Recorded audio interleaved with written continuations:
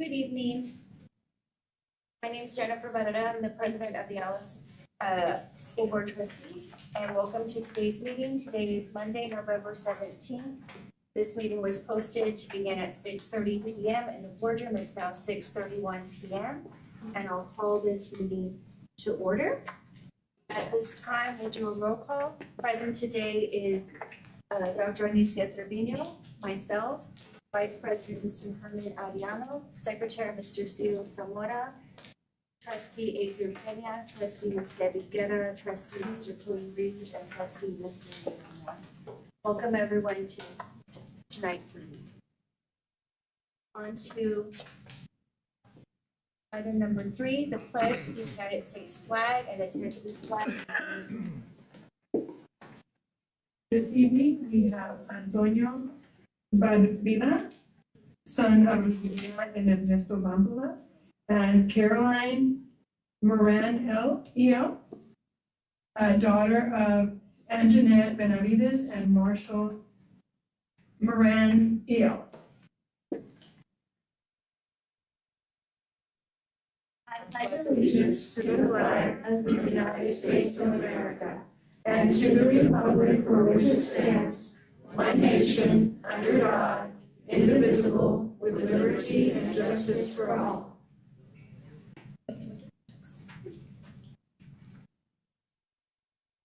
Under the Texas flag, I pledge allegiance to thee, Texas, one state, under God, one and indivisible.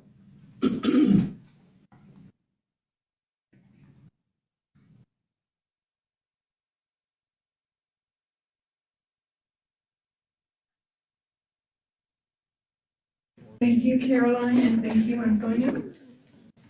They are both 5th grade students at Noonan Elementary. Good job.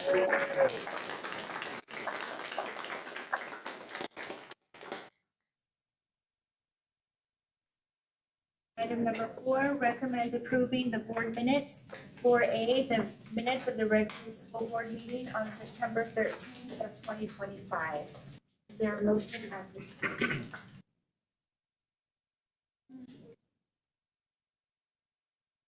Make a motion. Thank you. We have a motion by Mr. Ariano. Is there a second? I'll second it. And a second by Ms. Guerra. Now for the vote. Mr. Ariano? Aye. Mr. Zamora? Aye. Mr. Pena? Aye. Ms. Guerra? Aye. Mr. Reeves? Aye. Mr. Ramon? Myself? Aye. Motion passes. Thank you. On to public comment.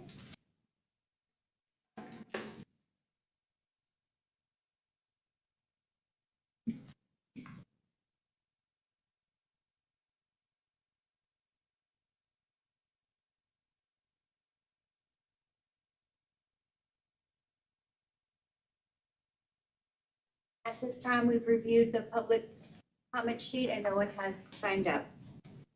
On to item number 6, the superintendent's report. Dr. Trevino?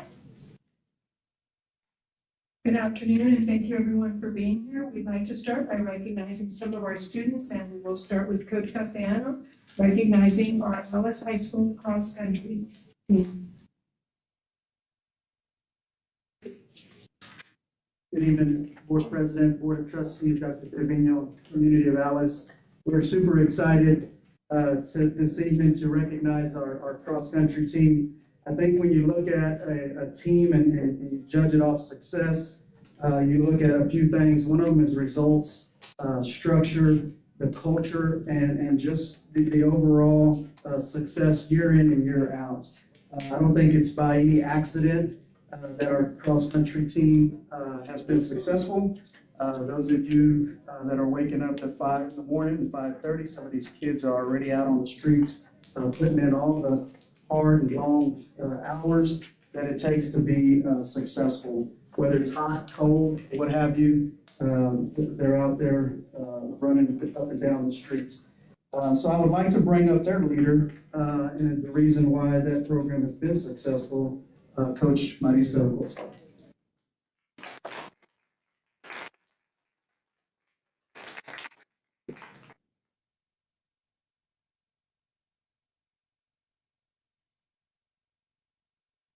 Hi, Good evening, Board, Superintendent of Schools. If you're gonna notice that all of us are really dressed up, we have a banquet right after this. Thank you, Coach Preston. I want everybody for recognizing us. We're really proud of all of our kids and their success this year. This is 5 years in a row that our program made it to the state meet, so we're just really proud.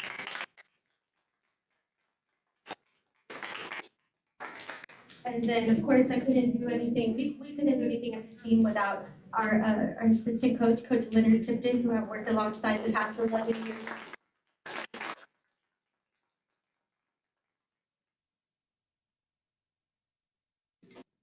We're gonna go ahead and start announcing the kids' names, and if you could please help me celebrate and recognize them. First up, we have senior Caleb Flores, district, regional, and state qualifier.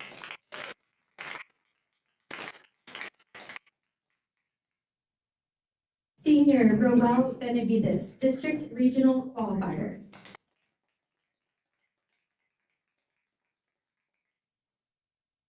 Sophomore Alexander Ponce, district and regional qualifier.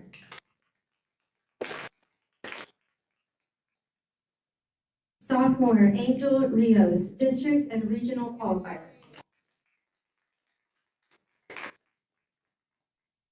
Senior Aiden Funches, district and regional qualifier.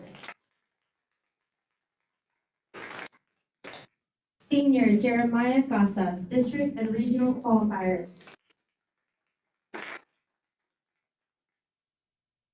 Freshman Edward Valadez, district and regional qualifier.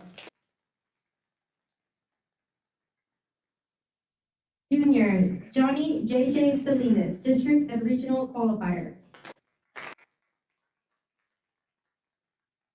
Junior Elijah Salinas, district and regional qualifier. Freshman Ezekiel Mejia, district and regional qualifier. Sophomore Raul Davila, district and regional qualifier.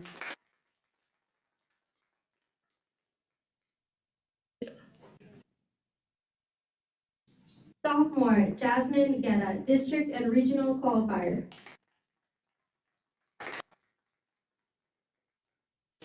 Freshman Romina Aguirre, district and regional qualifier. Sophomore Giselle Vela, district and regional qualifier. Freshman Kira Thomas, district and regional qualifier.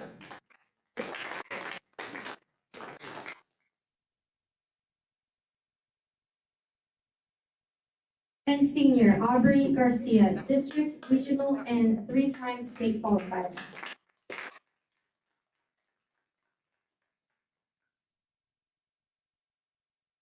And then majority of our team were all academic, all district.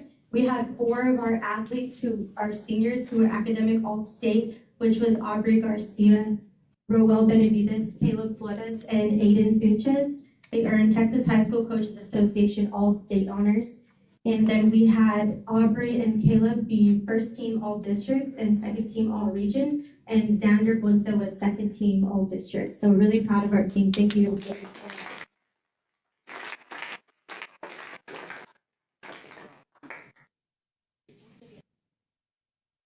Everybody else, wave it to them.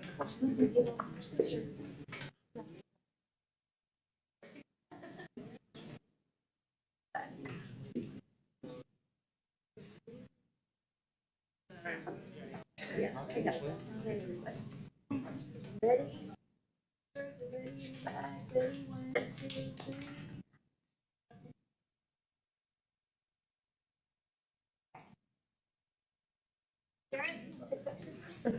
Oh, wait, look at your parents over there.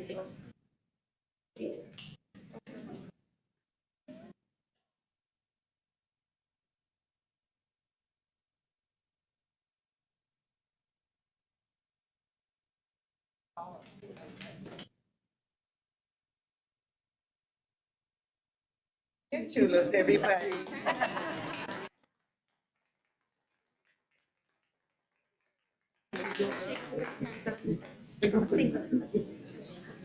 Congratulations.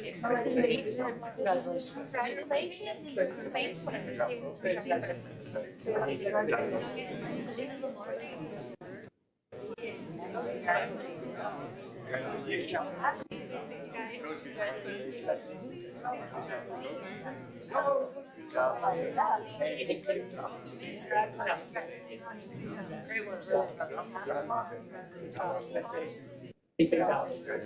Good job.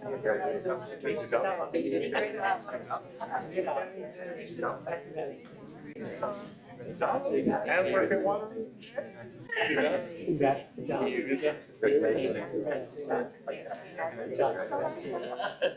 I'll move from present Saturday. Congratulations. Hope y'all enjoy your banquet and you get Coach Acosta. We appreciate you. Y'all look very sharp. Yes.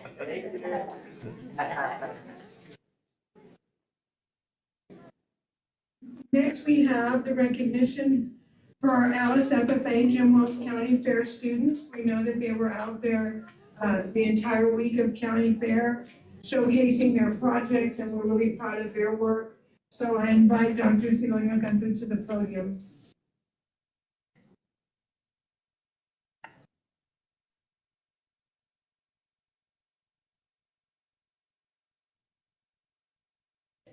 Good evening. Good evening, Board President, Dr. Trevino, board members, and members of the Alice community. This evening, I'm excited to present and showcase our students in our FFA organization led by Rafael Garcia and Ricardo Leal. Our students exemplify the Alice ISD pillars of leadership, academics, character, and service. And their dedication shines especially bright in the showcase events. Whether participating, preparing animals for our show, or presenting at events, our students demonstrate responsibility and strong work ethics. Their commitment to animal agriculture is not only developing essential skills, but also encourages deeper respect for stewardship and ethical character. Thank you, students and parents and family members and community partners for supporting this essential hands-on experience for our students. Our district looks forward to a successful filled with growth and achievement and service. Here this evening, celebrating our FFA students today is Rafael Garcia and Ricardo Leal.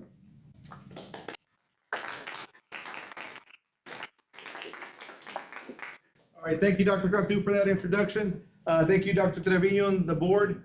Today, we're going to recognize some of our students who participated in the Jim Wells County Livestock Show. It takes lots of work, lots of dedication, like Dr. Cantu mentioned.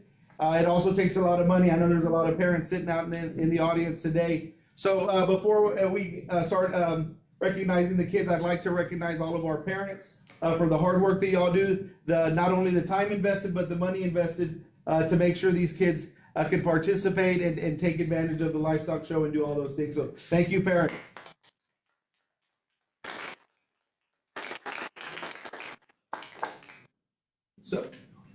So as we get started, you'll see some kids that'll be carrying some pretty nice big size banners and buckles. Those kids were either champion or reserve champion at the show, which is the best one or two in the entire in the entire show. We had the champion market steer, we had the champion market lamb, we had the champion hog, we had the reserve champion heifer. So our kids represented Alice FFA, Alice High School, and the city of Alice with great, they did very well. So when you see those kids come through, that's why they're carrying those, because they were either champion or reserve champion of that show. So a big congratulations to those kids. It takes a lot of work and dedication to get to that high level. So with no further ado, we'll start calling in our kids. Good evening. The Alice FFA Jim Wells County Fair Program would like to recognize the following FFA students for winning the champion or reserve champion honors. Grand Champion Steer, Javier Ramirez.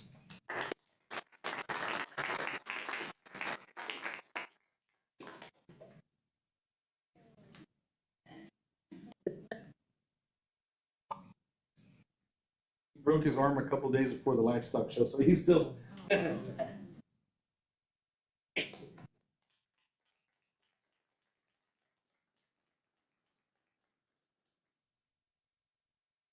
champion hog, Ariana Lopez.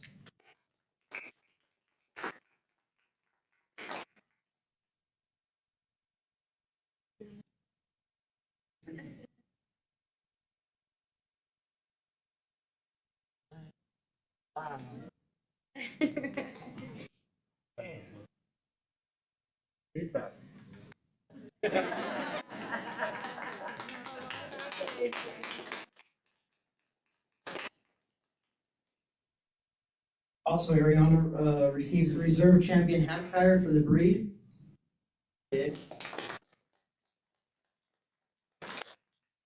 Grand champion lamb, Jay Salinas.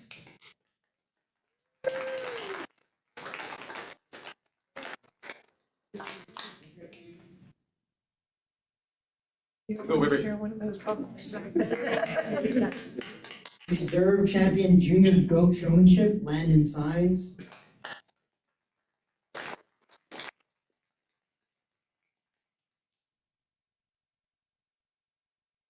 British Reserve breed champion steer, Janelle Garcia.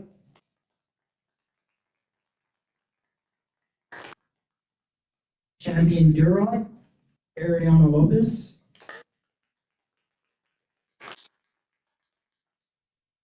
Reserve champion Duroc breeding hog, Jasleen Garcia.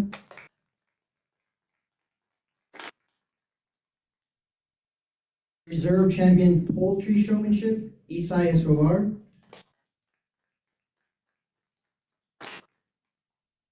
Reserve supreme breeding heifer, Irma Gonzalez.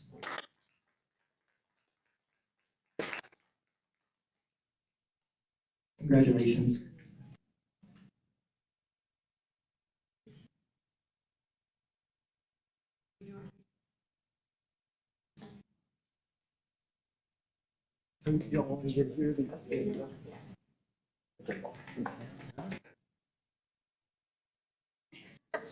You sure, sir?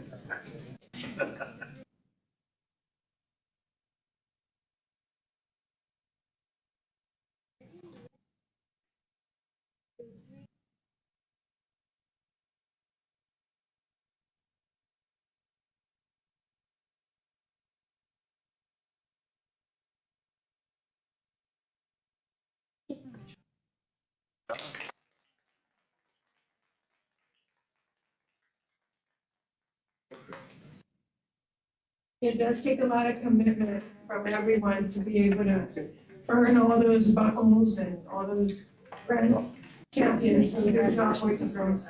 Great job. Oh my gosh, it's a good job. Good job.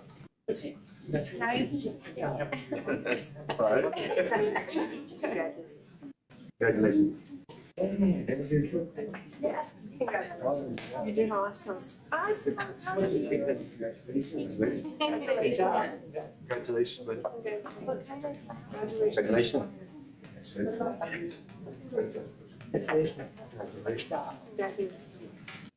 Congratulations. That's a great kid.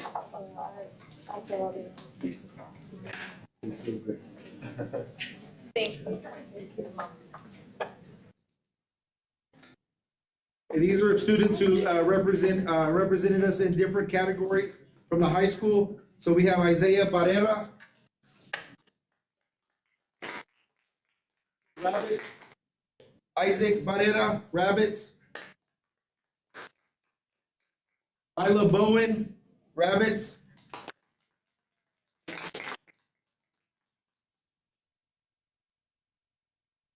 Julius Cavazos, homemaking. Reinisa Chavarria, goat.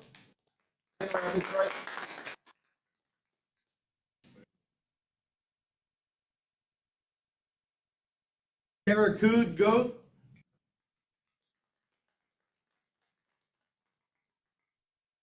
Cameron Gonzalez, goat.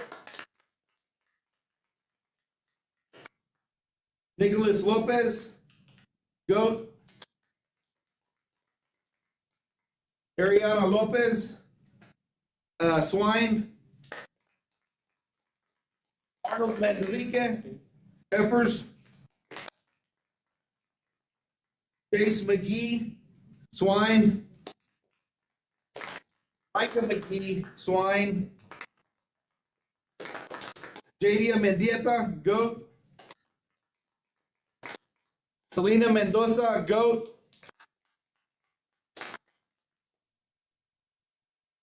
Isela Pulido, Lamb.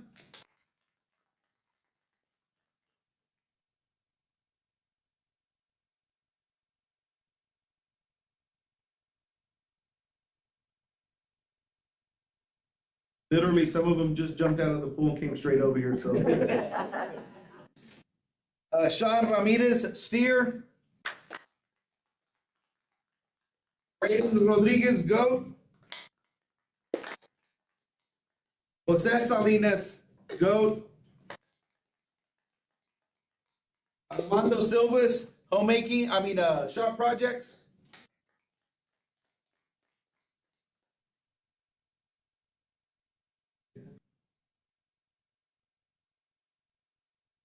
DePaul Smith, homemaking.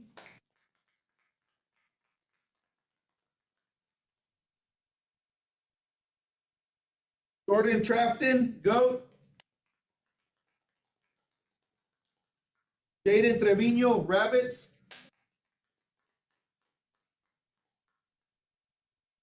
Juliana Trigo, Steers and Heifers. Skylar Vandiver, Swine and Rabbits.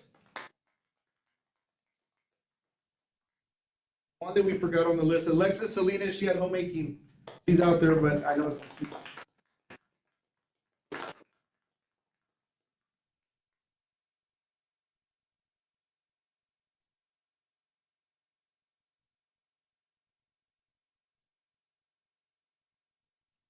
Sure.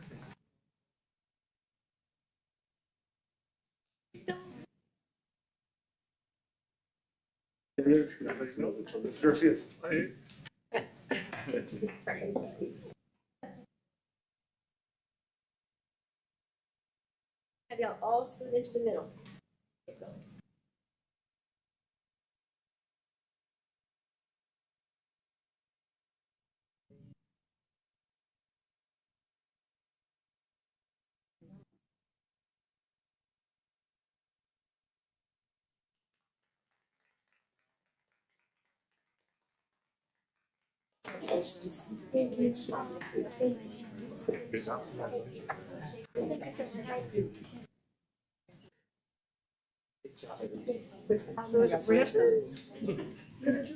Congratulations. Thank you for coming and teaching me what this was. Great job. Great job. Great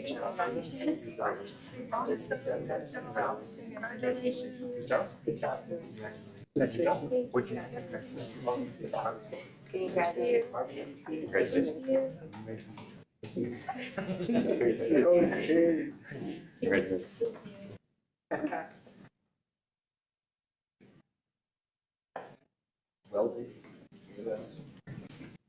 Next on the list will be awarding our WAMS junior FFA members. And this is from 6th grade to 8th grade. Addison Dribble, Rabbits. Jay Salinas, Lamb.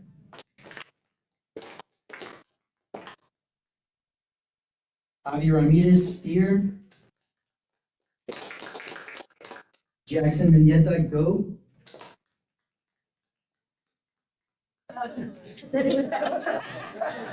Sophia Perez, Goat. Nolan Mendieta, Goat.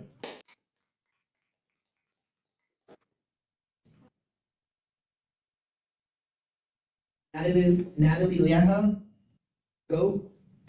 Ryan Hoffman, Goat. Saya Guerrero, Swine. Ryan Gonzalez, Rabbits.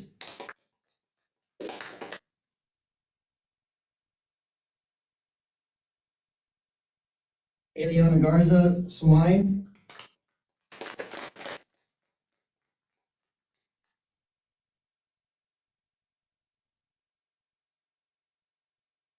Isabella Garcia, swine.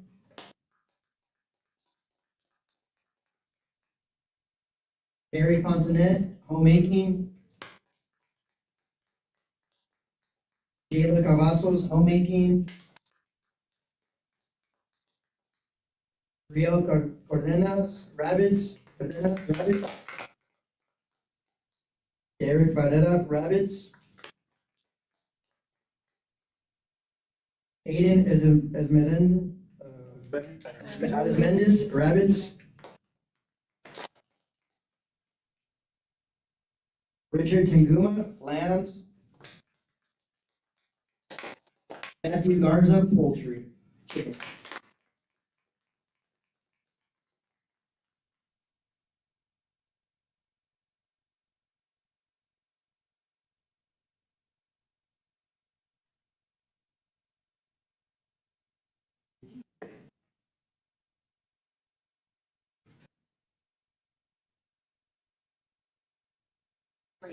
Ms. Bettis here.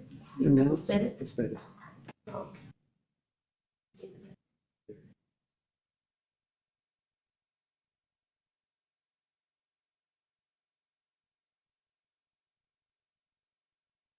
Debbie, maybe over to the side. Okay, all right. Okay, right there. Okay, right there.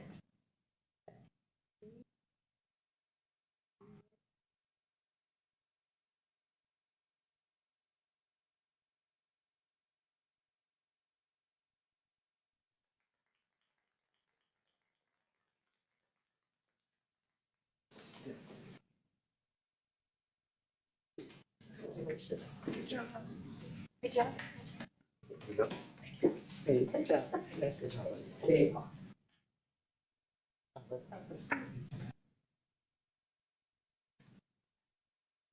Next will be Shallard Junior FFA.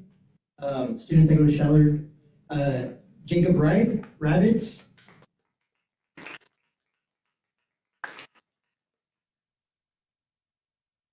Reina Valiao, lambs. Laney Torino, horses and rabbits. Leland Takuma, lamb. Richard Takuma, lamb. Lorenzo Solis, swine. And in signs, goat. Antonio Lopez, swine. Oscar Garcia, goats. Kaden Garcia, goats. Vivian Flores, rabbits. Matthew Varela, poultry. Christopher Sanata, heifers. And lambs.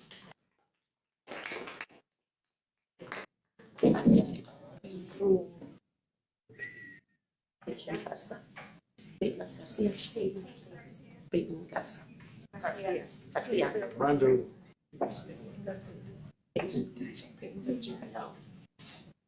And Peyton Garcia.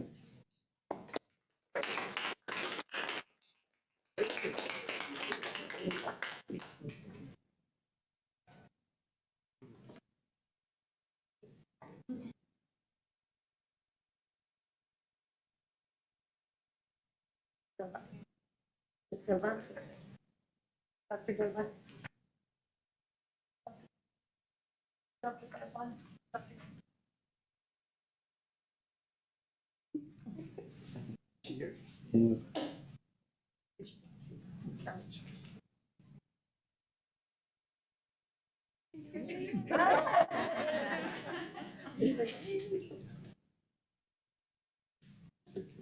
Hi, kiddos. In the middle of Debbie and Adrian. Right there, perfect.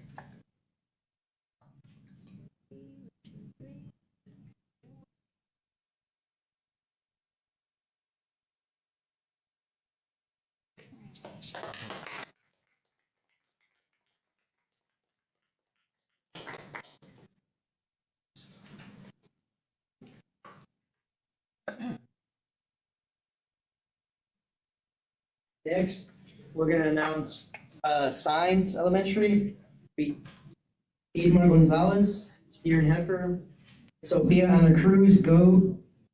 Katie Maria Cruz, go.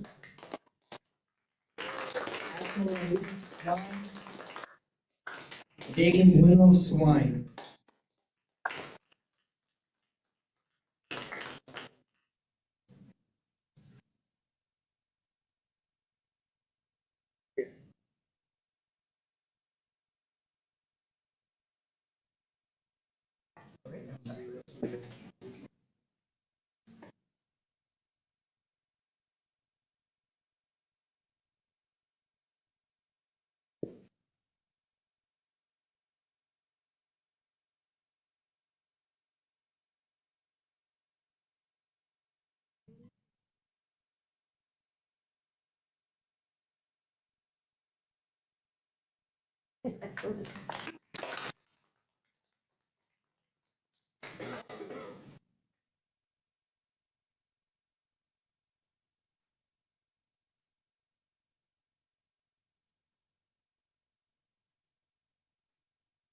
Real quick, I'd also like to recognize a few more kids. We've competed in what we call career development events and leadership development events. And our students, this past, earlier this year and as of last week, we've done very well. So my land judging team, which did very well, our green hands were first at area. We had the first, fifth, and 10th high point individual in the contest. So really proud of those kids. So if my green hand land judging team can come out. So,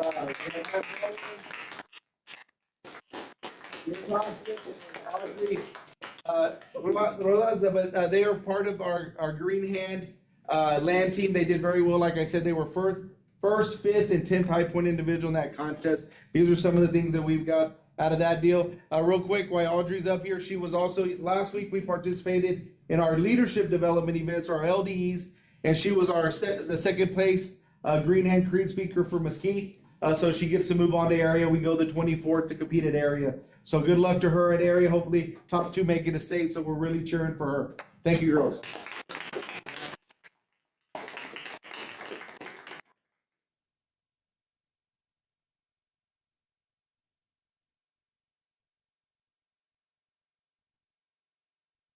This one up. Oh. Oh, it's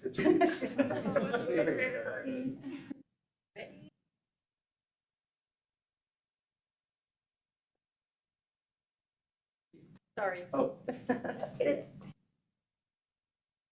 Thank you all. Congratulations. My chapter land team, which they were 7th, top 5 qualified for state and land. We were real close. This is the first year these students do it, so they were participating like it's their first year, which they were competing against kids who have been doing this for 3 or 4 years. Matthew was the 3rd high point individual that day at area contest. They didn't get a banner, but they worked really hard. They were right there at the door, knocking on the door to go to state, but didn't quite get there. But we also want to congratulate these guys for a job well done.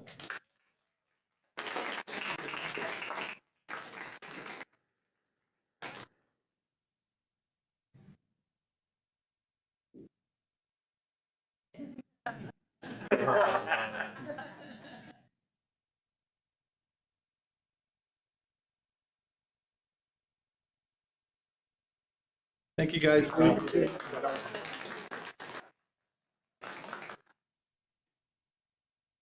you, Mr. Young and Mr. Garza, thank you. The program, the FFA program, I completely understand how it does model the leadership, the character, academics, and service. So kudos to all our students and our parents, because they are going above and beyond. Next, we have a recognition by Mr. Salazar, who will be recognizing Ms. Belinda Silva on behalf of Newnan Elementary. For she went above and beyond for our community and wrote a grant, and we'd like to recognize her.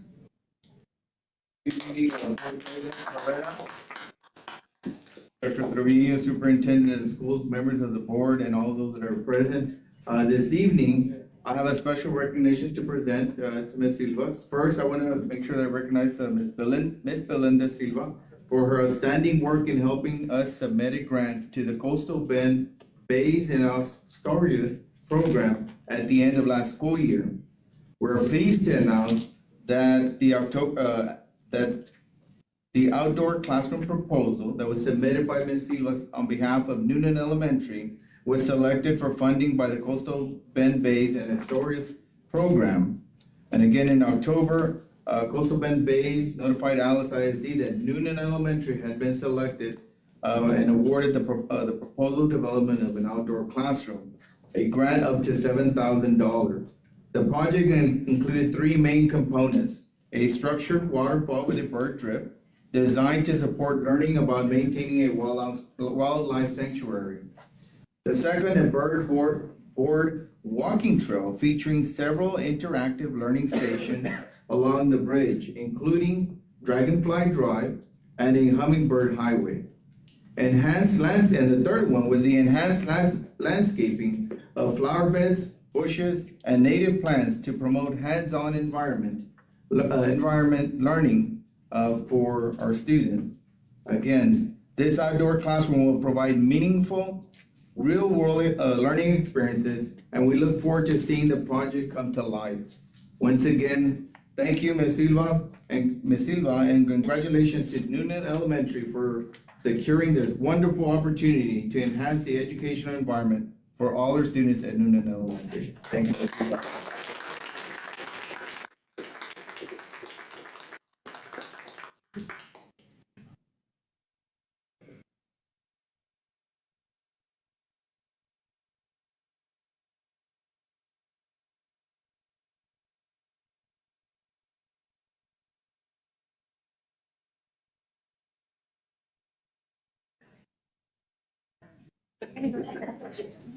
We'll go take a picture. You're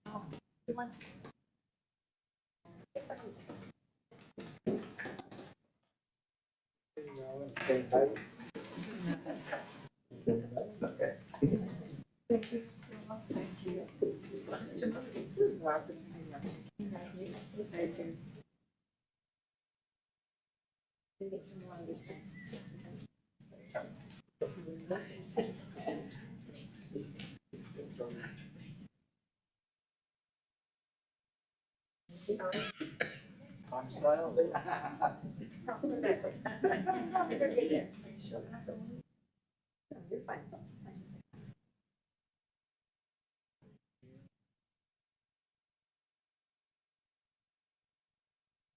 Thank you.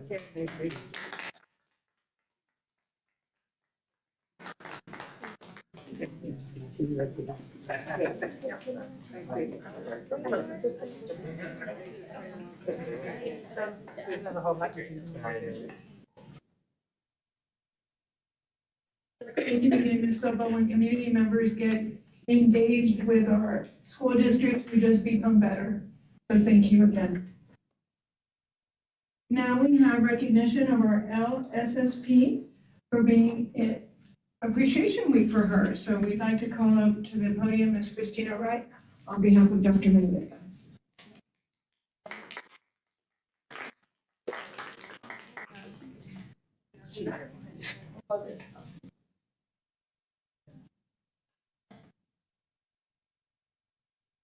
Good evening, Disparata Board President, members of the board, Dr. Trevino, audience members.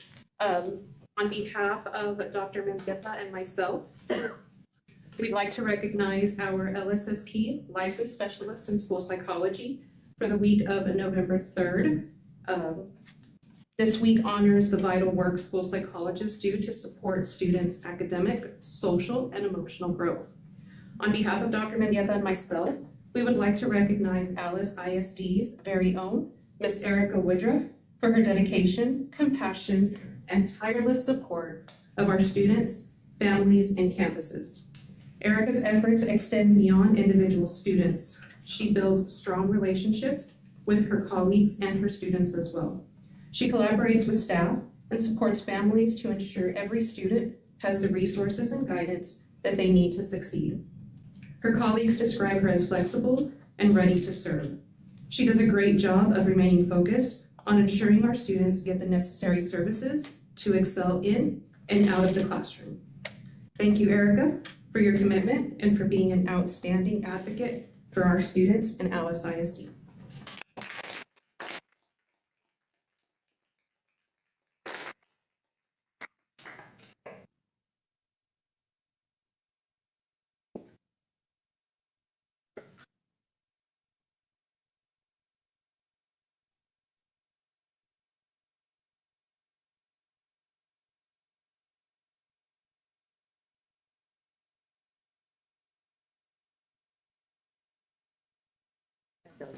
Good job.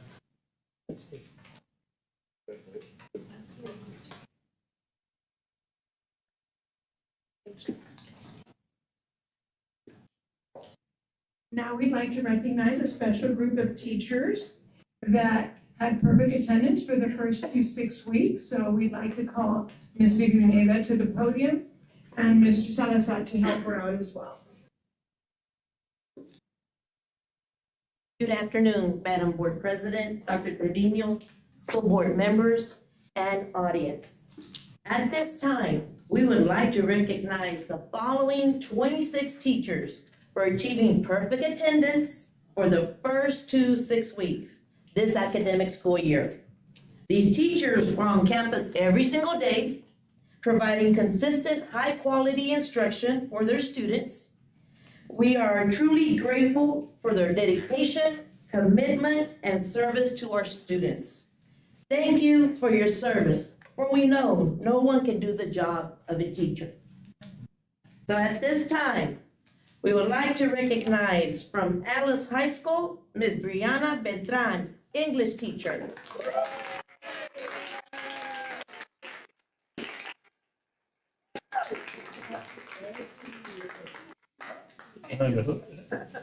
Next, from Alice High School, Cameron Cox, homebound teacher and coach.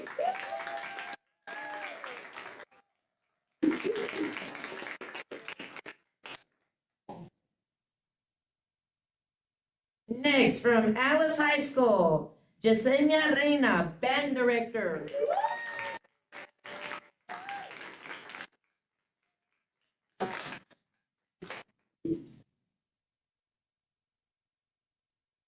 Next, from Alice High School, Brenda Rojas, English teacher.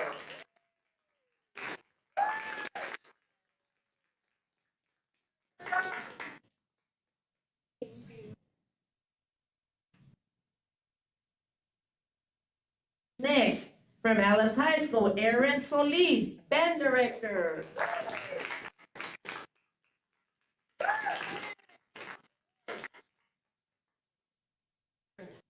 Sorry, this one's yours. Up and out. It just sent you. Is it check connected? You better Yeah, get you the got right it. one. Check it out. The right check.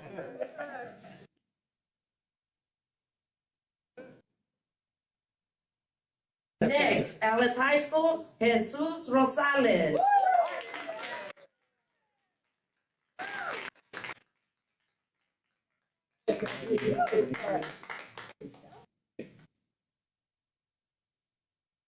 From Alice High School, Lorraine Vasquez, health science teacher.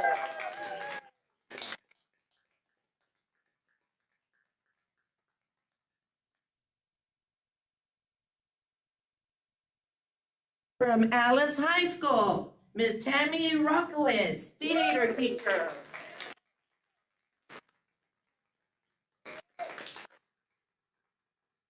And at this time, if we could have the principals with their teachers.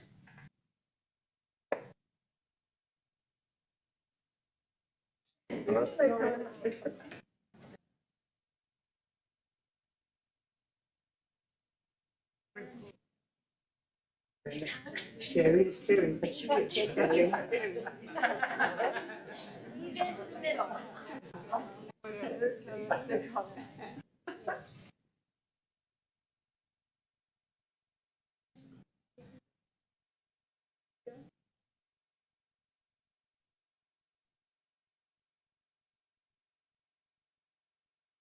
Thank you.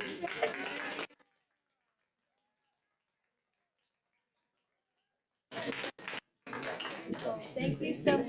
Thank you, President. Good job. Thank you. Good job.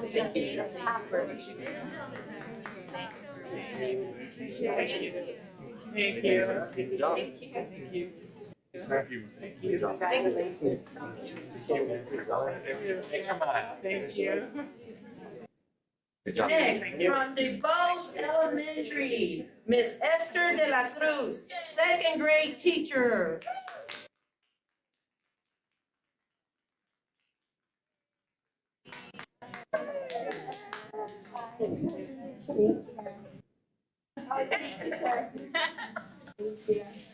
From the Bose Elementary, Rosa Manriquez, fourth grade teacher. Thank you. Thank you. Thank you. Thank you. From the Bose Elementary, Amanda Leal, ECSE sped teacher.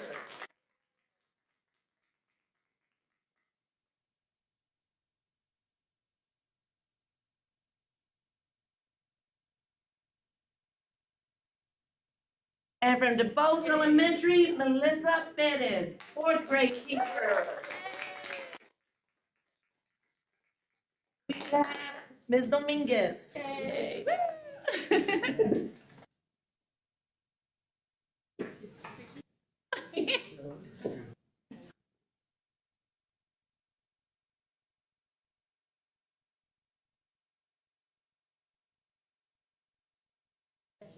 Thank you.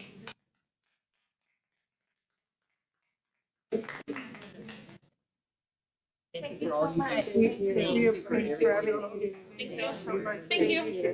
Thank you. Thank you. Thank you. Thank you.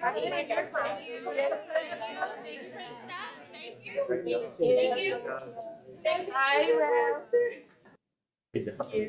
Thank you. Next, from Noonan Elementary, Teresita Charles, fifth grade teacher.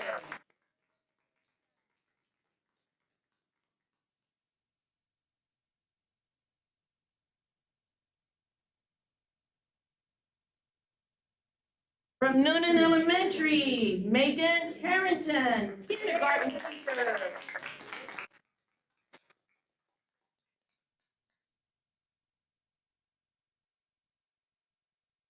And from Noonan Elementary, Felicia Varial, pre-K teacher.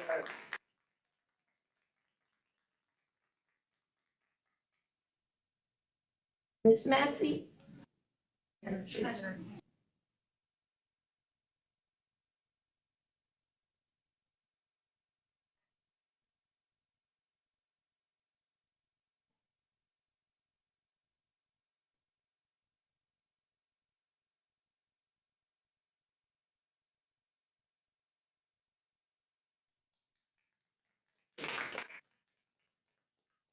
Thank you for everything. Thank you for everything. Congratulations.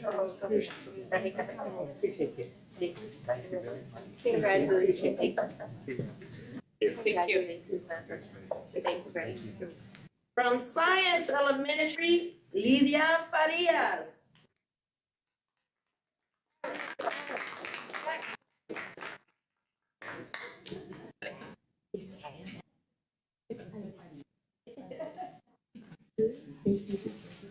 From Science Elementary, Evelyn Reina, second grade teacher.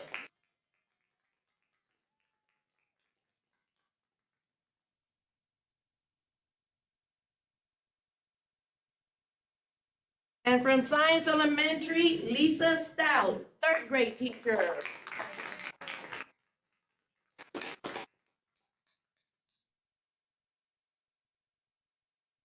Miss Preston.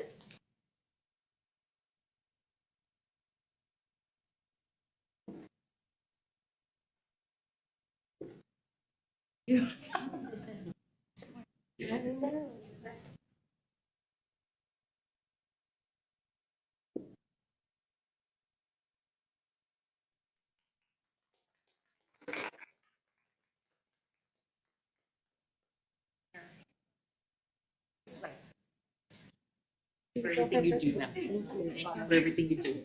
Thank you for everything. Thank you. Thank you.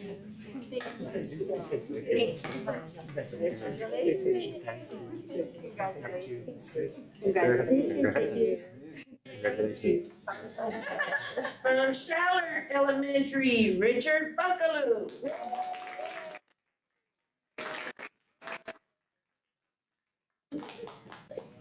Thank you all so much. Appreciate it. Audrey Rodriguez, Shallard Elementary, first grade teacher.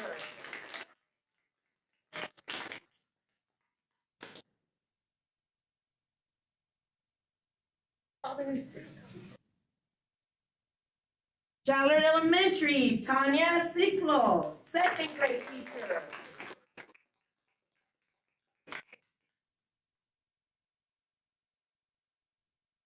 From Shallard Elementary, Aurora Trevino, fifth grade teacher.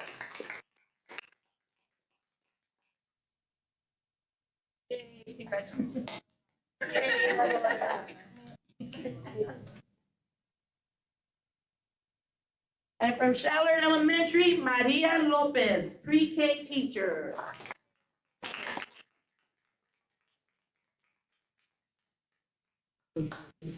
Dr. Deva?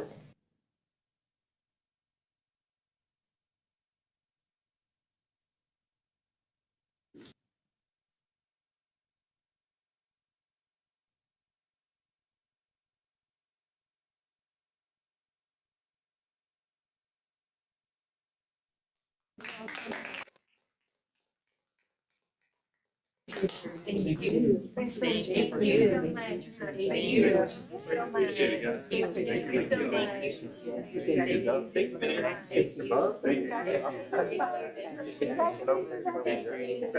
Thank you so much. Thank you for coming. Once again, a big thank you to each and every one of our teachers for the first and second 6 weeks perfect attendance. And we will continue. I hope we have a bigger, larger group of teachers for the third and fourth 6 weeks. Thank you. Tonight here, so thank you. Yes. Very, very happy, and like Ms. Rivineda said, we continue to want to do this for the next 6 weeks as well, and at the end of the year. So they have a little small check, maybe they can have dinner with their spouse, and a nice shirt that says attendance matters. Yes. Last but not least, is the recognition of the HR department. So Governor Greg Abbott had proclaimed October the 8th as Texas Education Human Resources Day, and we haven't had a meeting since, or we were not able to put it in the agenda in October. So it's a day set aside to recognize and honor the important contributions made by school staff who work in human resources. We all know that HR is a very service-oriented department that ensures we are complying with both state and federal laws. So they do everything from onboarding to certifications to contracts, evaluations, recruitment and retention, and the list goes on and on. So sometimes it's a difficult department because it all starts there, or it may need to end there with everyone. So thank you again to the staff, and invite Viviana to call out her staff so she doesn't have to call herself. Thank you, each and every one of you. Thank you. At first, I'd like to bring on Ms. Rosa Gonzalez, our Human Resource Coordinator.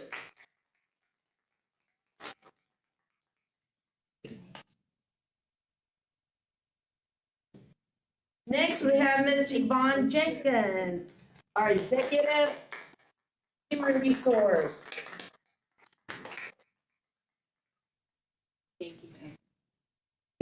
Next, Ms. Emily Vieira, our HR Specialist.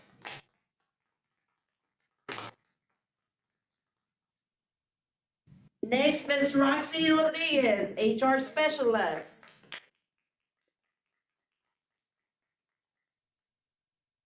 And of course, their leader, Ms. Lynette Viviana. Thank you.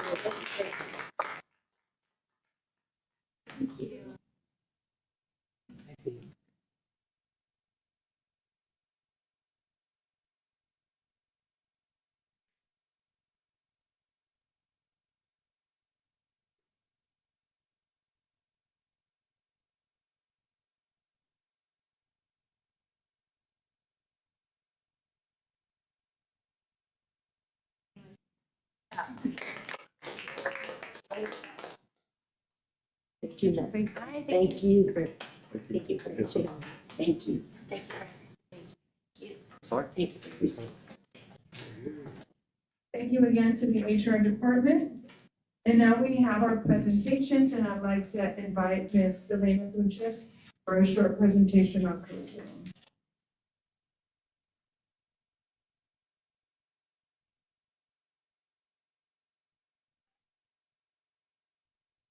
Good evening, Board President, members of the board, Dr. Trevino, and the audience.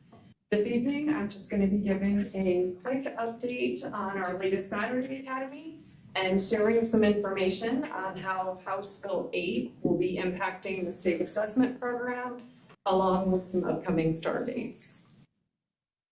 On November 8th, we held our second Saturday Academy of the school year. It was attended by 260 students across our 6 campuses, and that was up from the October Saturday Academy attendance, which was 196. This session also included a GT writing camp for students from across the district, and DuBose Elementary hosted a session focused on providing support for elementary special ed students, which was led by one of DuBose's special ed teachers. Our next Saturday Academy is on January 17th. Earlier in the school year, there was a lot of information in the news about House Bill 8 and a possible end to STAR testing. There were a lot of unknowns regarding what those state assessment changes would look like, a lot out there in the news and social media. We have some limited information to share, so I wanted to do that just because of the public interest in this topic. So here is what we know so far. Starting with the school year 27-28, so not next school year, but the following, House Bill 8 does replace STAR with a new assessment program. So STAR will be gone, but it will be replaced with what they're referring to now as the Student Success Tool. So our new acronym will be SST for Student Success Tool. There's a couple pieces of key information that they've shared with us so far. One of the big points was that the intention is that the assessments must be shorter than STAR. So they're trying to minimize the impact on instructional time. There will be a beginning of year, middle of year, and end of year assessment for grades 3 through 8. The beginning of year and middle of year will be optional for the high school end of course exams. And in the interest of minimizing instructional time impact, most students are expected to complete within the timeframes in this table, which are significantly shorter than for STAR right now. For the beginning of year and middle of year assessments, for grades 3 and 4, they would like those that most students would be able to complete within 60 minutes. And then for 5th through 8th grade, 75 minutes. And then for the end of year assessment, which is what would replace what we have now as the end of year STAR, the intent is that most students would be expected to complete within 90 minutes to 105 minutes at those grade levels, compared to right now, it's 3 to 4 hours. So they are going to be shortening it. Another change is the turnaround of assessment results, so that assessment results will be turned around much quicker. The first year, they said they will be provided to schools within 2 business days after the testing window, and the following year within 1 day. So they're looking to have almost immediate results.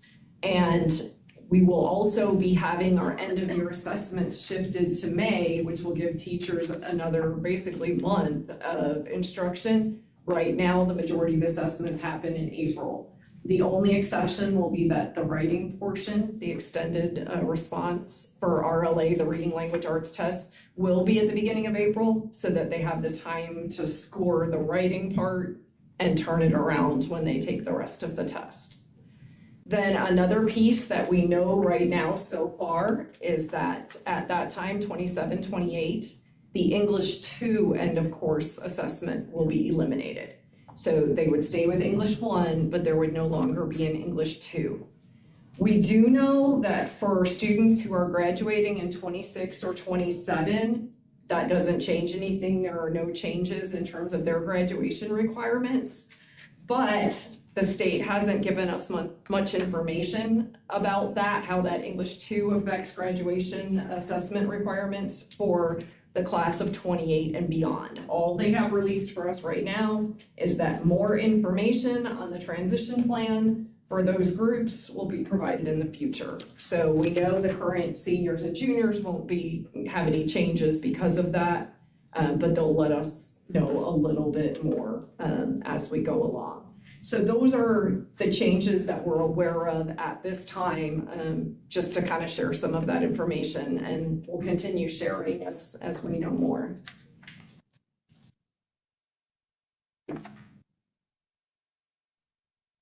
We do have December STAR end of course exams coming up here right after break, actually, in the first week of December. You can see the schedule there for our high school kids. These are the exams that are primarily for our retesters who are taking another attempt at meeting standards on the test. We do have a few also U.S. history students who will be taking it for the first time. So if they took dual credit history 1302 over the summer or are taking it now, they'll be first time testing then. We have approximately 95 students taking the English 1, about 80 who will take the English 2, 47 for algebra, about 12 for biology, 16 for U.S. history that are retesters, and then approximately 9 of the first time testers for U.S. history. Out of the kids who will be assessing, about 30 of those students are part of the 2026 graduation cohort. So this December assessment administration, it's an important opportunity for them to have a chance to meet their graduation requirements before the end of the year. Then starting next month in December, the principals will begin rotating through to provide campus-focused academic updates. So next month, we'll be starting off with Dr. Kubala, and she'll be sharing the Alice High School academic update for y'all then. So we won't be seeing you tonight. No, well, I mean, I'll be over there. You won't be hearing. So any questions? Thank you. Any questions for Kim Kubala on school safety? If not, then I invite Melissa Sanchez to the podium to give an update on a few things. Oh, I'm sorry, did I skip you, Hannah? I don't know what's happening to me. Student services, sorry. So I'm gonna go first. Good evening, board president, members of the board, Dr. Trevino, members of the audience. I bring to you tonight the student services update, and of course, we start off with our attendance. So this is our October campus attendance, and you'll see on the board, we have Alice High School. Last year was 90.65%, this year 92.11%, giving that 1.46% increase. At the middle school, we had 93.70% last year, 94.08% this year, at giving them that 0.38% increase. Noonan Elementary, 95.52% last year, 95.03% this year. They just had a few below 0.49%. Science Elementary, 95.22%. Last year, 95.71% this year, giving them that 0.49% increase. Charlotte Elementary, 96.30%, 96.46% this year, giving them that 0.16% increase. And then DeBose Elementary, 95.12% last year, 94.87% this year, just giving them that small decrease at 0.25%. So the gains at key campuses have indicated that our strategies are having a measurable impact, and it demonstrates the effectiveness of our attendance initiatives. So moving on to our district. For our district attendance, last year was 93.62%, and this year we ended at 94.19%, giving us that 0.57% increase. So with that, if you see that, the district does continue to make steady progress towards our end of year goal. Our monthly attendance revenue loss analysis, In October, we ended at $177,082.89. This year was $159,526.89, giving us that monthly attendance revenue savings of $17,556.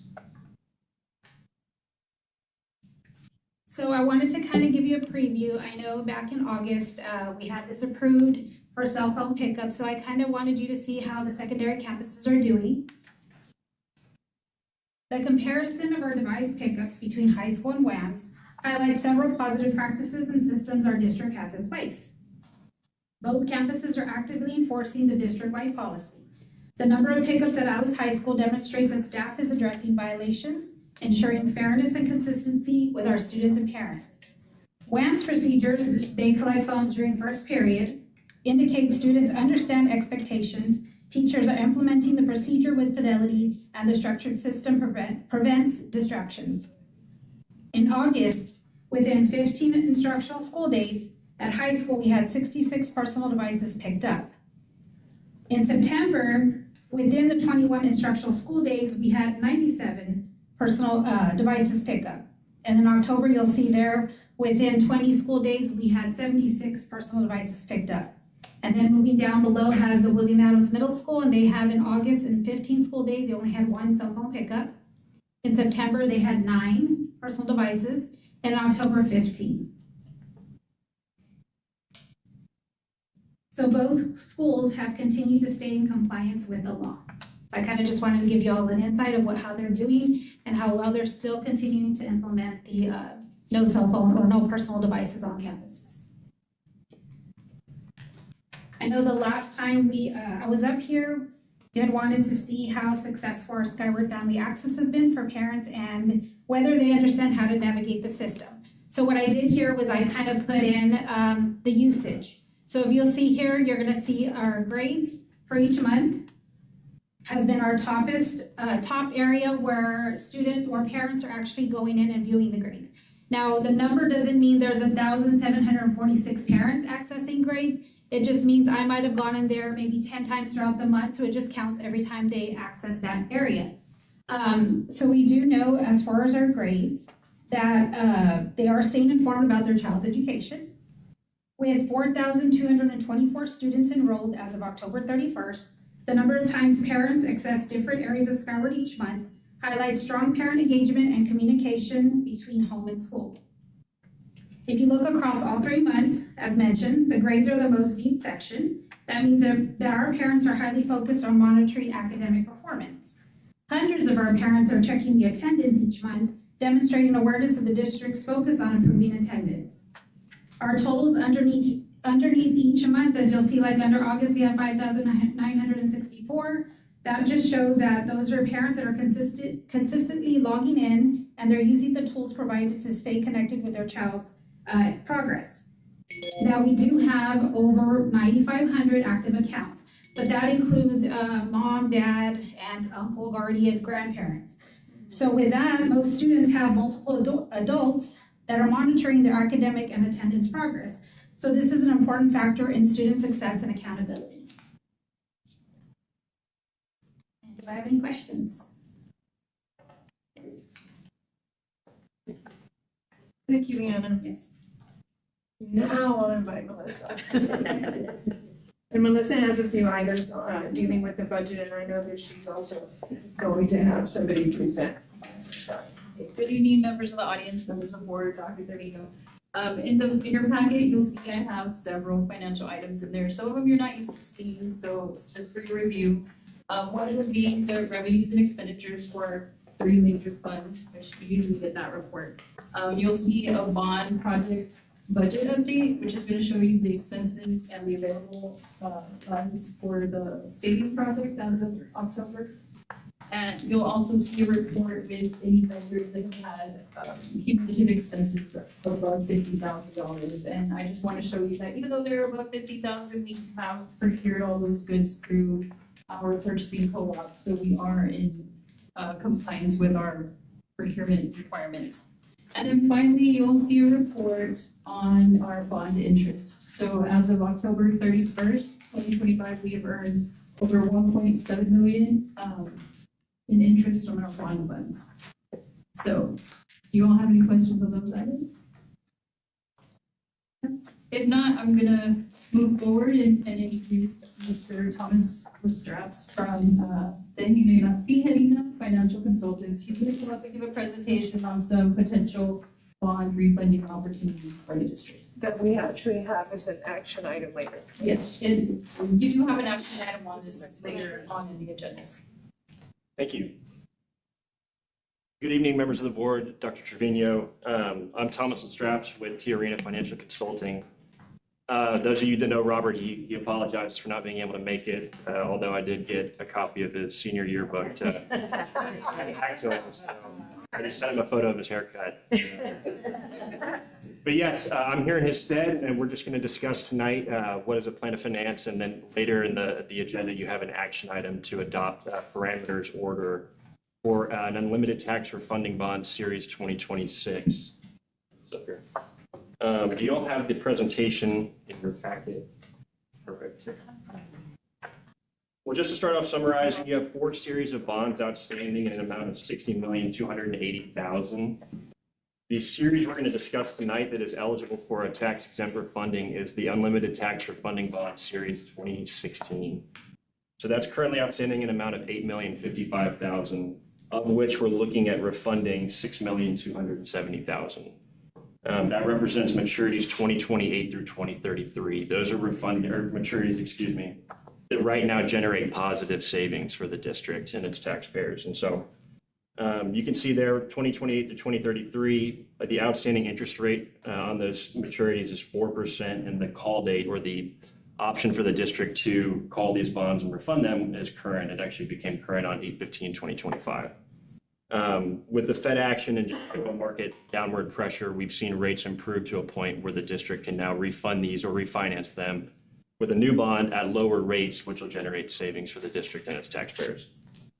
You can see there in that bottom left-hand portion, it's kind of an outline of the savings structure for the bond. This is, again, based on current market rates. I ran this last week on the 12th. That first column is the existing debt service on the 2028 through 2033 maturities. The second column represents the refunding debt service, so the projected debt service on the new refunding bond. The third column is the gross savings, and the fourth is the net present value savings. The summary to the right there represents kind of the key statistics from the refunding based on current rates. We're looking at, again, refunding an amount of $6.27 million with a refunding amount of $5.81. So well below the refunded amount. We're refunding 4% coupons, and the current projected NPV savings, net present value savings, is $115,895, or about 3.44%. The first 2 years you'll see there represent negative or dis savings, and that's because we're refunding 4% coupons and we're not refunding the 26 or the 27 maturity. They don't add positive economic value to the refunding. What we're refunding, though, is the underwriter gave us an assumption of 5% coupons, and so we have slightly higher interest cost in the first 2 years, but we do generate positive savings in 2028 to 2033 for an overall net positive savings of $215,000, $216,000.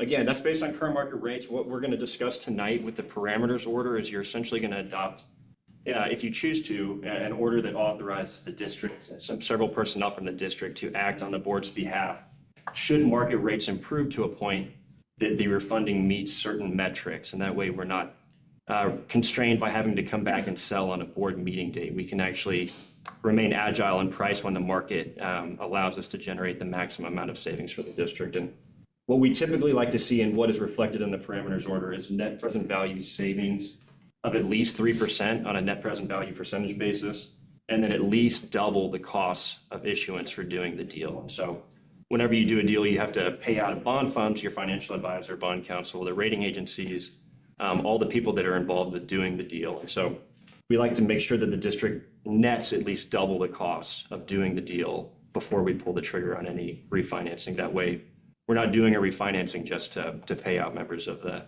transaction team. And so we don't currently meet those metrics right now. We do meet the 3% threshold, but we're projecting around $150,000 in total cost of issuance, which again represents all the people involved in the transaction, and then obviously the payment to the underwriter on the deal. So if you go to the next page, any questions on that so far? Okay, perfect. The next page represents essentially the same information as the first slide, but less 30 basis points, or about 1/3 of 1%. That's the projected movement we need the market to have in order to meet our 2 times cost of issuance threshold. If you look at that bottom right-hand projected savings summary, you'll see that the NPV savings has increased to almost 5%, and the dollar value has increased to over 300,000. And so again, that meets our 2 times COI. It reduced the bond refunding amount to $5.73 million from $5.81 million. And again, that's just generating more positive savings dollars for the district. We're issuing less in principal because the market has moved down, so you're paying less in overall interest as well. We have seen market rates move. We're going to be selling bonds, refunding bonds to Rio Hondo ISD tomorrow. Their underwriter gave us a scale today. They eclipsed the 3%, and they're over 2 times on their NPV savings in terms of cost of issuance as well. And so we have several deals in the market right now that are starting to meet our targets. And so we're confident that within the next 6 months, we hope we'll be able to get to a point where the transaction again provides the greatest amount of benefit to the district and its taxpayers. The summary really, just for anyone interested, is that we're issuing a bond, we're not extending the term, we're issuing less than the amount outstanding, and we're looking to, again, save on interest costs for the district and its taxpayers. The parameters order, as I mentioned, constrains us to certain financial metrics, and so we will not execute the transaction until those metrics are met. And of course, we'll keep the district and its staff updated as the market moves, and the potential for the refunding to occur gets closer and closer. Any questions on that? The following slide is a preliminary, and I'll just emphasize preliminary because, again, we're not going to move on a bond sale until we meet our financial targets. But the preliminary timetable would, again, we're meeting tonight on Monday the 17th. Tomorrow, assuming we do adopt the parameters order, we would submit the permanent school fund application to TEA. They review that on a rolling basis, and so we've been seeing them turn that around pretty quickly, and that applies the AAA bond guarantee rating to the bond. And so that helps the district access better borrowing rates because essentially it's bond insurance provided by the state guaranteeing repayment of the bond. So we submit that on y'all's behalf. We would start turning documents, the preliminary official statement, which is essentially the offering document for investors to review. We would put that together. Bond counsel would help us. The underwriters would help put all that information together as well. In December the 15th, it looks like we're looking at rating and underwriters due diligence conference call. So the district would be involved with a rating call with Moody's, where essentially they would just update some of their financial metrics that they monitor for the district and make sure that everything is still looking good for the district. We would get that rating back before we price, and then preliminary pricing date is the first part of January, or January 13th next year. And then after that, there's about a 30-day or a month or so period between pricing and closing. And so based on the January 13th pricing date, we would be looking at closing the bonds in February. And at that point, the underwriter would wire the money into an escrow account, which then would be paid out to the existing bondholder, wiping out the 28 through 33 maturities on the 2016. All good things, hopefully. Any questions? We're basically 30 basis points away from doing the deal. Right? Correct. Yes, sir. Yes, sir. And so the end of the year is always interesting with the holidays and all that. And then there's been a little bit of market uncertainty with the government shutdown and the reopening. So we'll see. Well, again, we'll continue to monitor that. But if you do choose to adopt the parameters order, that's good for a period of 6 months. And so if we need to continue to wait, then this schedule here that we just reviewed would obviously move backwards as we monitor the market. If we think we can juice more savings, we will wait. Of course, with the intention of saving y'all the most money possible. 30 basis points is just what gets us to our target. Anything above and beyond that only increases the benefit to the district and the taxpayer. This authorization will be good for 6 months. 6 months? Yes, sir. And again, just the parameters order allows us to go out and do the transaction without having to time it to match up with the board meeting date. Because typically with the new money, transaction we would sell on a board meeting date and come back here, present the results of the sale to y'all, and you would sign all the bond documents. The parameters order delegates the authority to the superintendent, and I believe the CFO as well, to execute the documents on y'all's behalf. So that just allows us to be, again, as agile as possible with the market there. The final slide just is a look at the working group, the proposed working group, I should say. You have ourselves, financial advisor, T Arena Financial Consulting. Your bond counsel, again, remains McCall Parkhurst and Horton. They're the ones that put together the parameters order for y'all.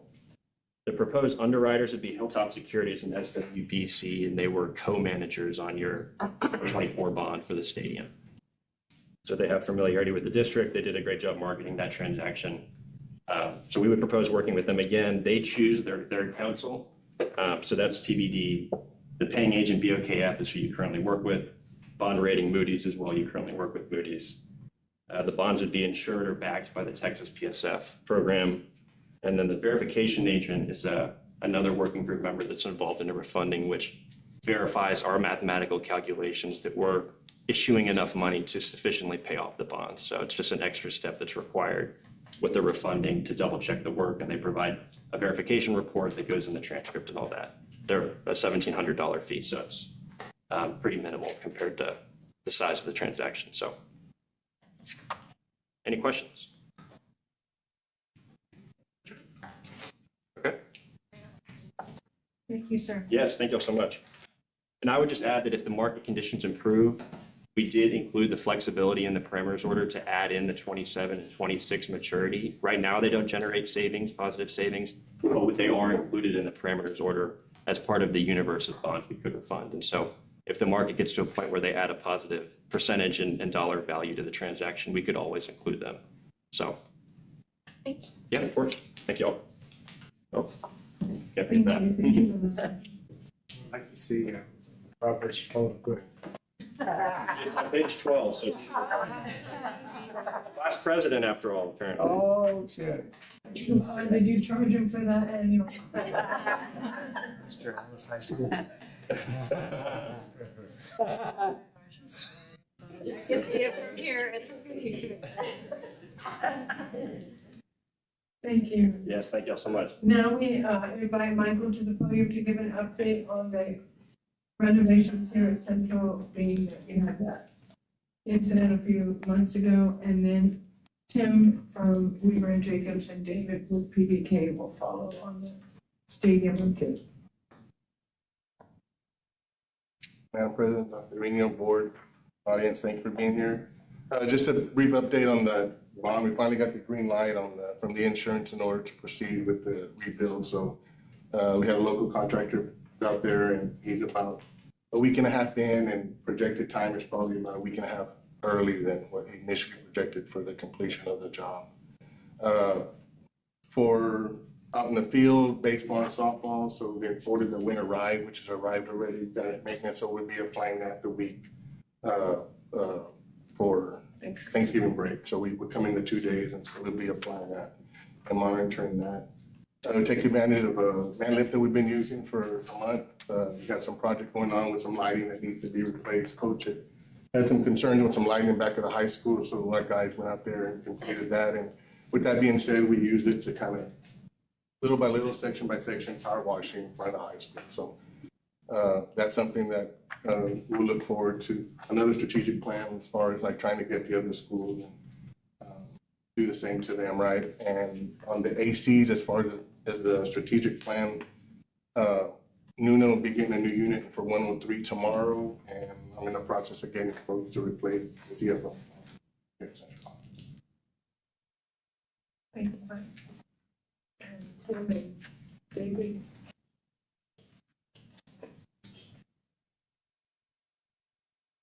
We do have a special call meeting on Thursday to go more into detail on the stadium as well as insurance, but tonight they'll give them an overview.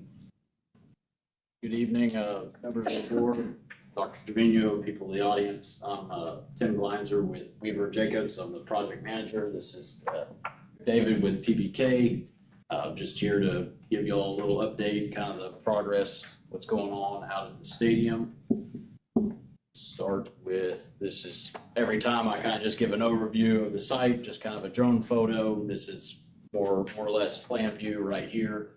On the left side, you got buildings A, B, and C, which is the home side. Over there north, where you kind of see blue paper, that is the field house, and then down to the right, that is the visitors concession stand. And this is another view. You get a better view of the field house right there. Again, with the press box and home side concession stands are over there.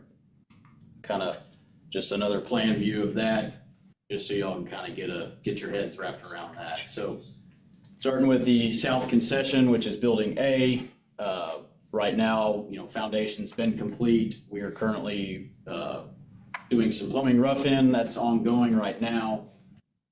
They're moving pretty good. Should hopefully be wrapped up with the plumbing rough as far as they can go with the plumbing on building A, hopefully at the end of this week.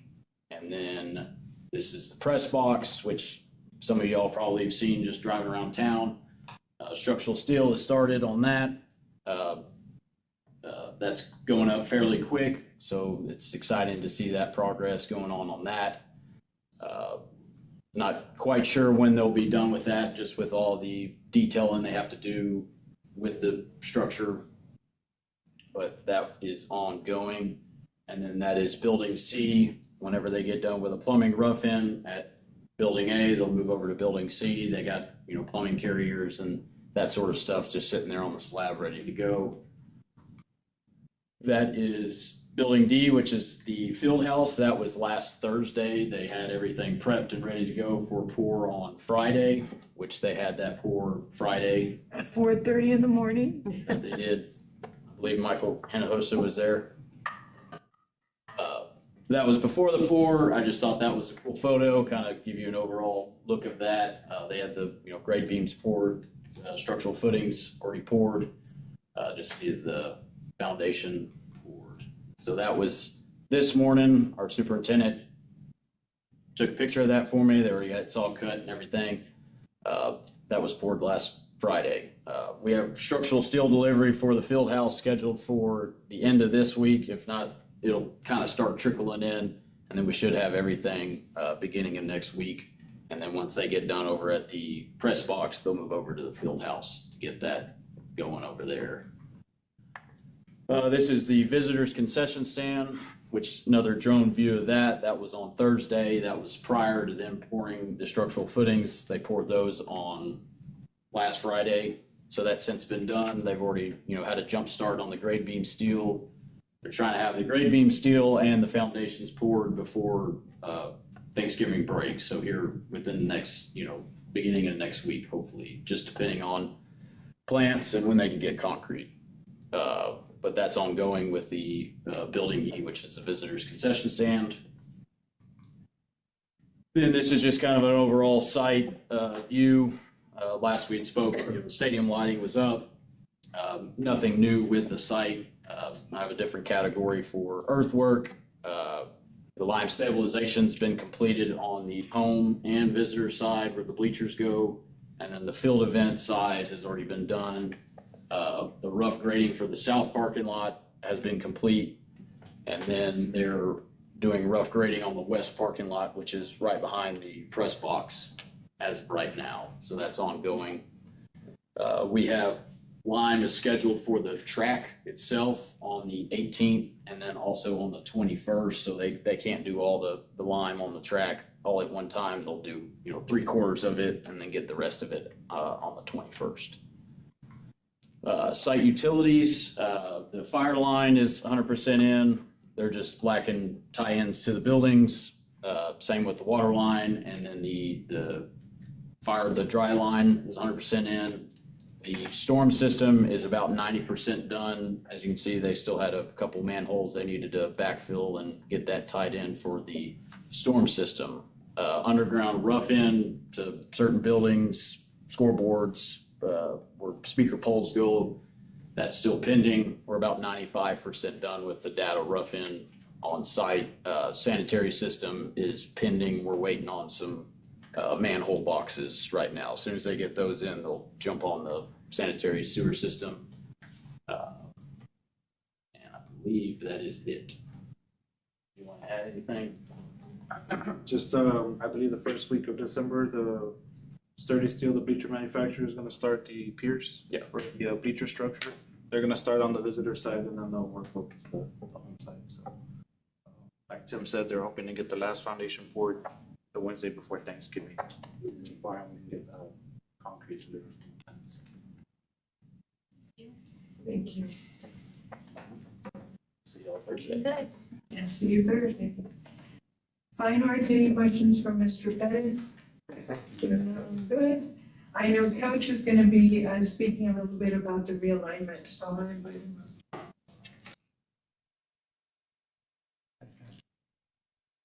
Good evening, board. Just wanted to give you a look at the realignment that is we're kind of going through right now. Every last Friday of October, every 2 years, it's called Snapshot Day, and we add up all of our kids into high school from the 9th grade to the 12th grade, and we turn in that number to UIL. And then on Realignment Day, which is the first Monday of February, they kind of let us know where we fall based off of that number. Traditionally, Alice has bounced from 5A to 4A within the last few realignments. So I'm going to show you a couple of some numbers within our district. Yeah, okay, here we go. So if you look at the schools, the first column is going to be the enrollment numbers from 2 years ago, and the second column are the numbers that they just turned in this snapshot day. So if you look at teams that are in our non-football district, for example, Veterans Memorial, 2 years ago they turned in over 2,000 kids, and Alice turned in 1,364. But yet we're having to compete against schools that size in our non-football district. So again, the first column, you can see kind of where Alice falls behind all the Corpus Christi schools. Our 4A district, which we were in a few years, our last realignment with Cal Allen and Toloso Midway, you can see that those numbers are pretty close together. So that's kind of where we feel like we're going to fall this realignment. If you look at the second column and you go down to Corpus Christi King, right at 1258, Corpus Christi Moody, 1249, Alice at 1203, Miller at 1173. That's where the prediction that I'm going to predict that we're going to kind of fall in that alignment there as far as 4A Division 1. Now there's a lot of other factors that are involved with that because of all the South schools that are not on here right now. The Zapatas and the Valley Views, Hidalgos that are traditionally in that 4A district as well. But you can see as far as the leveling of the playing field, kind of where our non-football district, which we're speaking more of like volleyball, baseball, softball, where we have to compete against schools that have anywhere from 400 to 500 more kids than what we have. But our kids have been super competitive in everything that we've done with athletics. But I think we definitely will compete and a lot better in the 4A division. If you look at the cutoff numbers from 2024, 5A was right at 1315 to 2274, and that's kind of where we fell last realignment. We turned in 1203 this snapshot day. So if those numbers don't move at all, which there's a lot of rumors out there right now, but if they don't move at all, then we would fall, obviously in that 4A district again. Let me show you here's our football district. So if you look at 2 years ago, again, we turned in 1364 as compared to Mission Betts is over 1,800. Both Sherryland schools are over 1,700 and Roma's knocking on 1,800 as well. I feel like those schools will probably stay at 5A. And again, us being at 1203 is probably gonna put us in that 4A division with the likes of, I would think those CCISD schools that I mentioned earlier, along with some of the South schools that are now in 4A Division 1. So just wanted to give you kind of a general idea. We won't know anything until February the 2nd, which is the realignment date, and then we'll be able to schedule around that. Any questions? Okay, thank you guys. Thank you. That concludes our presentation, Madam President. Thank you. On to item number 6I, the recess, a short little recess break. The time is now 8:06. We're gonna take a 5 to 7 minute recess or restroom break. Thank you.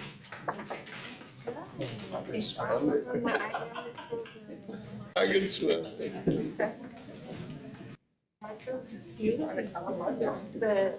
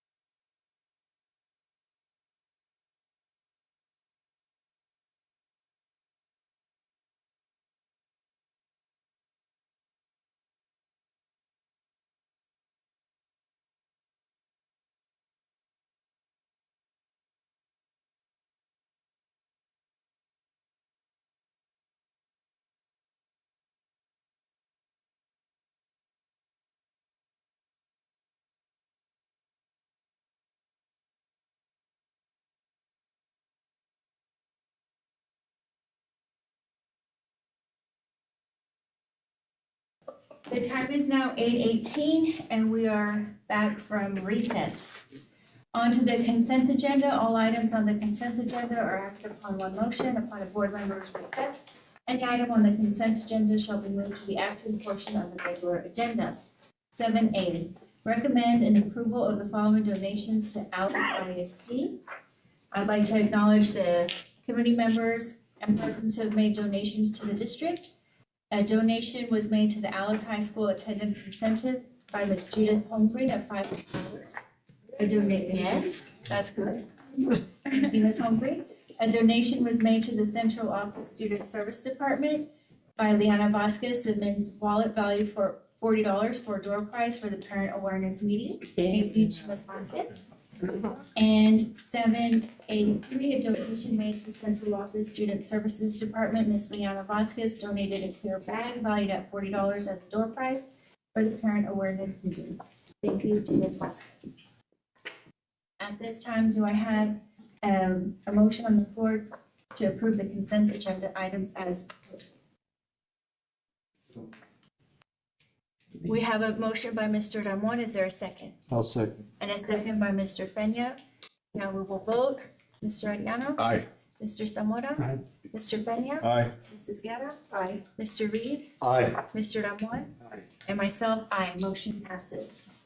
On to item 8, the action items. 8A, consideration of possible action of interlocal agreement between Harris County Department of Education, Choice Partners Purchasing Cooperative, and the Alice ISD for the purpose of contracting for the performance of government functions and services. Dr. Trevino? Yes, thank you. Right now, the district has 7 co-ops that we partner with, and the district may participate in co-ops to obtain the greater services, the better goods through a competitive allotted content. And so we are asking that we also join into this co-op in order for us to get the best, buck, or the best product for our buck, right? And so it does meet state procurement requirements. And Melissa brought this up as another co-op that we could join. Thank you. I'll make a motion. You'll make a motion. There's a motion by Mr. Ariano Second. and a second by Mr. Ramon. Is there any discussion? To vote, Mr. Ariano? Aye. Mr. Zamora? Aye. Mr. Peña? Aye. Mrs. Guerra? Aye. Mr. Reeves? Aye. Mr. Ramon? Aye. Myself, aye. Motion passes. Thank you. On to item 8B, consideration of possible action to authorize the superintendent to execute a facilities use agreement with the NRC, the Alice Water Hub for the use of the Alice Multi-Use Complex. And so this is just to continue the agreement that we have to use the natatorium. It's at the same cost that it has been since its inception, which is $60,000. We use it for our student swimmers. They use it every day, our divers, as well as our second grade students that attend the natatorium for swim lessons. We haven't had no issues with them maintaining it and stuff. Well, technically, like last week, something broke, that they didn't have heat, so the heater didn't work, and so they do notify us of those events. That's pretty much So we the just only hold off and not use it till. for that week, until they get the whatever tool that they need to fix it. But they'll fix it. Pretty much the swim students that go during, the second graders. Thank you. Do we have a motion at this time? A motion by Mr. Ramon. Is there a second? A second. By Mr. Reeves, any discussion? I have a question. How long is the length of the contract? A year. A year? Mhm. Thank you. Mr. Ariano? Aye. Mr. Zamora? Aye. Mr. Peña? Aye. Mrs. Guerra? Aye. Mr. Reeves? Aye. Mr. Ramon? Aye. Myself, aye. Motion passes. Thank you. On to item number 8C, consideration of possible purchase of 480 Chromebooks from BuySpeed for student use across all 6 campuses within the district. So yes, in this one, the district is recommending that we purchase 480 Chromebooks at a cost of $266 per Chromebook book. So it's a total of $127,680. We will be using federal funds, Title IV Part A for this. We will be dividing it based on campus needs and student enrollment. So it's not just on student enrollment per se, but what are the needs of each campus? So we'll be dividing those up. This is also kind of like a strategic plan. How many can we replace every year? And I know that the team does a good job of trying to fix those that come in, but sometimes kids have been pretty creative and messing up the Chromebooks. They've been Very cool. That's shocking. So we do have some out there that I was gonna ask. Yes. I know, We still have one for every student, okay. but we just want to replace those that have been more damaged than others. Okay. Do they take them home? Yes, sir. In some instances, I think administration, especially like our kids that just got the early college high school a couple of months ago, we all approved for the kids in the early college high school to get a device, and a couple of them were already broken. And so we are telling those kids, because they are telling us, well, my sister uses it or my mother uses it. And so maybe they're not taking as good of care because it's not necessarily them using it or damaging it. So we have recommended that those kids leave it at school. And we are looking at possibly how can we store them better? Because they're just putting it in the backpack and, tossing it, and then they're getting damaged. So we're gonna see what we can do to find something that maybe we can store them in. And in the summer, they turn back in. Oh, yes, sir, before they leave, yes. And those are separate from like the testing devices, correct? Correct.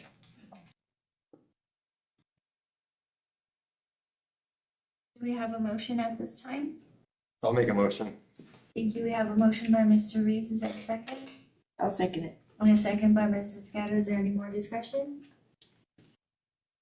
Mr. Ariano? Aye. Mr. Zamora?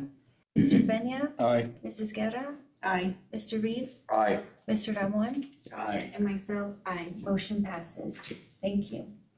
On to item 8D, discussion or take possible action on an order authorizing the use of unlimited tax refunding bonds in one or more series as further designated by series, leveling the continued and direct annual ad valorem tax for the payment of one or more series of bonds, prescribing the form, terms, conditions, and resolving other matters incident or related to the issuance, sale, and delivery of one or more series of bonds, and delegating the authority to certain officials to approve and execute certain documents relating to the sale of each series of bonds and providing an effective date. And this is exactly what the Robert D. Hedina firm presented on, authorizing the superintendent or the CFO to be able to take advantage of when it's a good time to, resell the bonds. We have a motion by Mr. Zamora? Or, by Mr. Ramon? Is there a second at this time? And a second by Mr. Zamora. Is there any discussion? Okay. Mr. Ariano? Mr. Zamora? Mr. Peña? Aye. Mrs. Guerra? Aye. Mr. Reeves? Aye. And Mr. Ramon? Aye. And myself, aye. Thank you. On to item 8D, discussion and consideration of possible action to approve the revised 2025-2026 stipends. Dr. Trevino? Yes, thank you. After careful consideration, I know that the board approved in August to pay stipends for the English teachers, and that included the high school teachers and one middle school teacher. And in careful review of that, we want to include all English teachers at the middle school also, just like they do the math and the science, to include them with the English, or include the English with the science and the math teachers at the middle school that receive that stipend. We looked at the budget, and it is in the budget to be able to provide them that. Thank you. Do we have a motion at this time? I'll make a motion to approve as read. Thank you. I have a motion by Mr. Peña. Is there a second? A second by Mr. Zamora. Any discussion? No? Mr. Ariano? Aye. Mr. Zamora? Mr. Peña? Aye. Mrs. Guerra? Aye. Mr. Reeves? Aye. And Mr. Noel. Aye. And myself, aye. Motion passes. Thank you. On to item 8F, review and possible action on the TASB legal and local policy update 126. And TASB has updated their policy to reflect any legislation that has caused our policies to have revisions made. And so they've already submitted those to the district, and we're asking to have them approved in order for us to be in compliance with legislation that has caused these changes. So these are just updates? Yes, ma'am, based on legislation. Thank you. Do we have a motion at this time? I'll make a motion. We have a motion by Mrs. Guerra. Is there a second? And a second by Mr. Ramon. Is there any discussion? No? Mr. Ariano? Aye. Mr. Zamora? Aye. Mr. Peña? Aye. Mrs. Guerra? Aye. Mr. Reed? Aye. Mr. Ramon? Aye. Myself, aye. Motion passes. On to item number 9 on the agenda, closed or executive meeting or session is called in accordance with the following provisions set forth in the Texas Government Code. 980 Texas Government Code, Section 551.074, Personnel Matters. 9A1, Presentation and Discussion of new hires. 9A2, Presentation and Discussion of retirements. 9A3, Presentation and Discussion of resignations. 9A4, Personnel update regarding investigations. 9B, Texas Government Code, Section 551.071, Legal Matters and Board Attorney Advice, and 551.074, Personnel. 9C, pursuant to the Texas Government Code, Sections 551.071 and 551.074, consultation with attorney and discussion regarding roles and responsibilities of board members. 9D, pursuant to the Texas Government Code, Section 551.071, consultation with attorney and discussion regarding legal issues involved with the Allen Independent School District versus Property Casualty Alliance of Texas under clause number 21-04-61041 and 9E, pursuant to Texas Government Code, Sections 551.071 and 551.074, consultation with attorney and discussion regarding the superintendent's goal.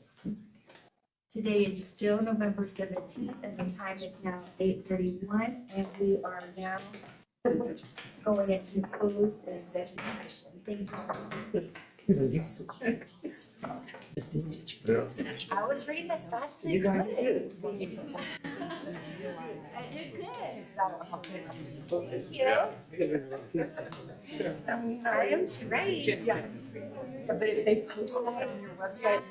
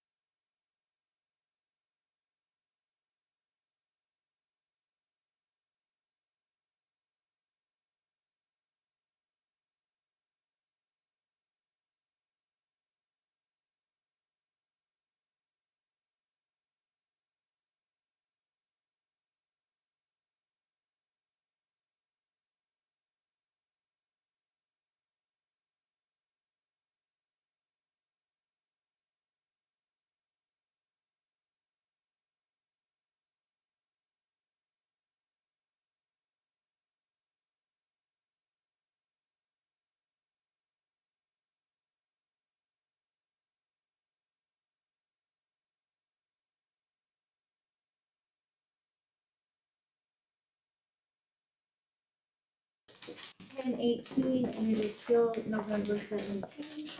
I have to say that for purposes of the record. We are back from executive session, so on to item that's item number 10, we reconvene. Item number 11, announcements and action items. 11A, consideration of possible action regarding new hires. That was informational only. 11B, consideration and possible action regarding retirements. That was informational only. 11C, consideration of possible action regarding resignations. I move that we approve the resignation of Alma Rodriguez, Adrian Dominguez, and Esperanza Algar, as discussed in closed session. Thank you. We have a motion by Mr. Zamora and a second by Mr. Ramon. Is there any discussion? No. Mr. Ariano? Aye. Mr. Zamora? Aye. Mr. Peña? Aye. Mrs. Guerra? Aye. Mr. Reeves? Aye. Mr. Ramon? Aye. And myself, aye. 11D, discussion of possible action regarding ongoing investigations. That was an informational item only.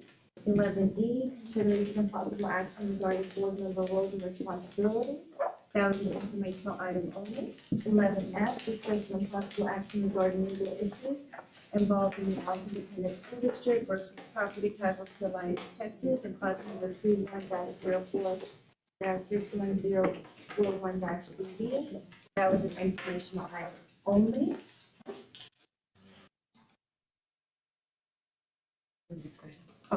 And item number 11G, discussion of possible action regarding the superintendent's goals.